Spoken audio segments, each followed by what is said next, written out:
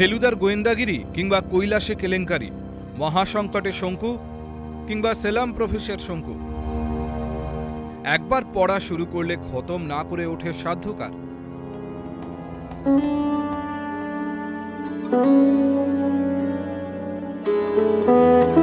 আর্টের খাতায় নাম লিখিয়ে জীবন শুরু করেও বাংলা গদ্যে এতটাই সাবলীল ছিলেন সত্যজিৎ রায়। 40 পেরোলেই চাল সে নয়, তার ছোট গল্পের চোখ খোলে 40 অতিক্রম করেই। কে বলবে তার আগে বাংলা ভাষায় সাহিত্য সৃষ্টির রাস্তাতে ঘুণাক্ষরেও হাঁটেননি সত্যজিৎ। আর একবার গল্প লেখা শুরু হতে বেরিয়ে এসেছে একের পর এক মাস্টারপিস। ফিল্মের ভাষায় কবিতা লেখার সঙ্গে তাল মিলিয়েই তৈরি করেছেন গদ্যের হরফে ছায়াছবি। যে কোনো গল্পই পড়ুন না কেন, ফ্রেম টু ফ্রেম ধরা দেবে আপনার চোখের সামনে। সত্যজিৎ রায়ের লেখা পড়লে তা নাকি হুবহু ছবির মতো চোখের সামনে ফুটে ওঠে। আর সেই সব লেখার ভাঁজে ভাঁজে থাকে তার নিজের হাতে করা অসাধারণ সব শিল্পকর্ম, অনবদ্য সব ছবি।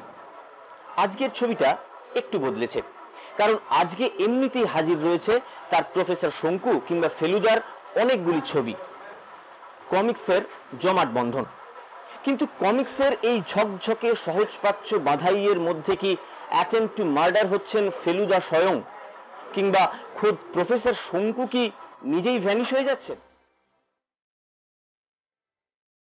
এমনই একটা বিতর্ক কিন্তু মাথা চাড়া দিচ্ছে কমিক্সের রংচঙে জ্যাকেট পরাতে গিয়ে ফেলুদা কিংবা শঙ্কুর সেই চিরাচরিত ফ্লেভার কতদূর বজায় থাকছে। তোপসে আর জটায়ুর ভয়ঙ্কর ভক্তরাই বা কটা কমিক্স হাতে তুলে নিচ্ছেন, নাকি কমিক্সের পাল্টা চাপে কোণঠাসা সেই পুরনো ফেলু তোপসেই? এ পথের প্রধান কাণ্ডারি শিল্পী অভিজিৎ চট্টোপাধ্যায় কিন্তু এসব বিতর্ককে মোটেই আমল দিচ্ছেন না। তার তুলি কলমও ছুটছে দুরন্ত গতিতে।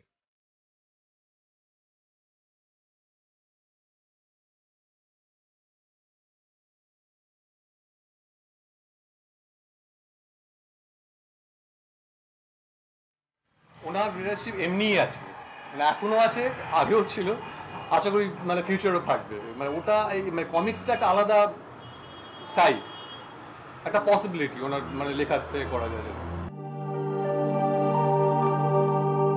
শুরুটা হয়েছিল বেশ কবছর আগেই, তারপর একে একে গ্যাংটকে গন্ডগোল, দার্জিলিং জমজমাট, নেপোলিয়নের চিঠির মতো ফেলুদা কাণ্ড রূপ পেয়েছে কমিক্সের। থেমে থাকেননি প্রফেসর ত্রিলোকেশ্বর শঙ্কু।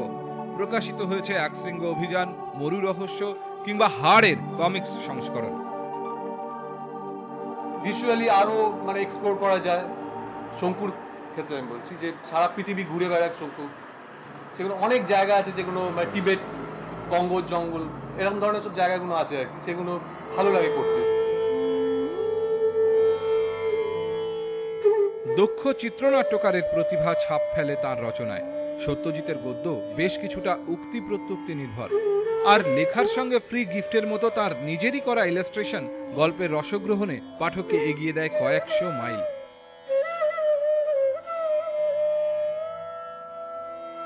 কিন্তু কমিক্স তৈরির সময় লেখক বা শিল্পীকে কতটা বাড়তি সুবিধে যোগায় এসব? নাকি পাহাড় প্রমাণ প্রতিভা আর ব্যক্তিত্বের সামনে দাঁড়িয়ে অন্য কোনো প্রতিবন্ধকতা তৈরি হয়?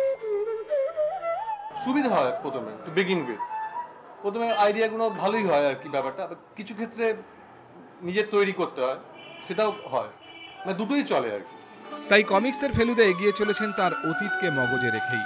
নতুন শঙ্কু নতুন করে আবিষ্কার করছেন পুরনো ঐতিহ্যকে। হাতে হাত ধরে এগিয়ে চলুন তারা, এগিয়ে চলুক গল্প আর কমিক্স। হুঁশিয়ার অ্যাস্টেরিক্স, টিনটিন, বাংলার ফেলু মিত্তির আর শঙ্কু কিন্তু বড় একটা পিছিয়ে নেই। ক্যামেরায় আশিস রায়ের সঙ্গে সুস্নাত চৌধুরী, কলকাতা টিভি।